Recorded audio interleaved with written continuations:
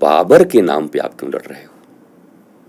मैं देश के नौजवान मुसलमानों से पूछ रहा हूं और देश के उन बुजुर्ग मेवात के मुसलमानों से पूछ रहा हूं जिनका भारतीय परंपरा में बड़ा विश्वास रहा है, जो सनातनी, जो राम को अपना पूर्वज कहते हैं आज भी, कि हाँ हमारे पूर्वज वही हैं, डीएनए एक है।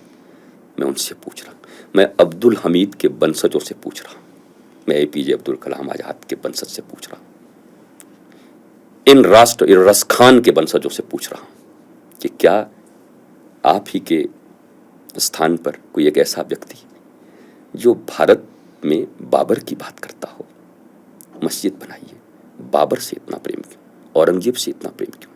वो लुटेरे थे, उन्होंने मंदिर को तोड़ा, साक्ष्य है। आज तो आप हमारे भाई हो, आपके डीएनए हमारे डीएनए एक हैं, दोनों एक साथ खड़ा होके कहते कि अयोध्या में तो राम राम होगा जी, चारों तरफ एक साथ खड़े होंगे, अब्दुल भाई खड़े होंगे, हमीद भाई खड़े होंगे, जाहिद भाई खड़े होंगे, हमारे जो हम टीचर की बात करते हमारे गुरु मोहम्मद आलम साहब जिन्होंने हमें केमिस्ट्री पढ़ाई, बाओ कहते मुझे। पाकिस्तान जब क्रिकेट मैच में हारता तो मुझे जलेबी खिलाते थे, बाओ जीत गया अपना हिंदुस्तान, इतने ज्यादा दृढ़ प्रतिज्ञ थे वो।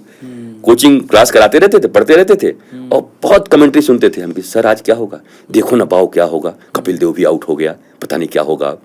और जब जीतता था तो गरम जलेबी ला करके बाओ जीत गए जीत गए।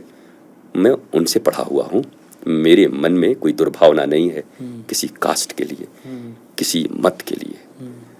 और आप इतनी देर मुझसे बात करके समझ गए होंगे कि मैंने धर्म का कोई धंधा नहीं खोला है और मेरा ये प्रोफेशन नहीं है। मैं बहुत कथाएं नहीं करता, शायद साल में 4 साल में एक मन हो जाता है। अब कोई कहता है भागवतम की, चलो 4 साल के बाद एक कथा मैंने करी, मौज आ गया। नहीं तो ऐसे एक एक स्टेट में या अलग देशों में जाकर के वन डे के ब्लिसफुल लाइफ के लिए, सनातन संस्कृति के लिए, राम जी के लिए मैं बोल आता हूँ, बात कर लेता हूँ। हजारों लाखों लोग रहते हैं, क्योंकि मैं किसी चीज़ को बहुत ज़्यादा ऐसा नहीं बनाना चाहता कि लोग ये कहें कि आपका ये प्रोफेशन है क्या, आप पैसे कमाने के लिए करते हैं क्या।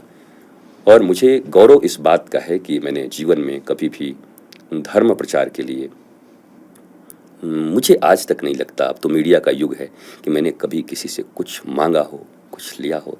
पर बाहरे मेरे राम जी, मेरे ठाकुर जी कभी कुछ कमी होने कहाँ देते हैं।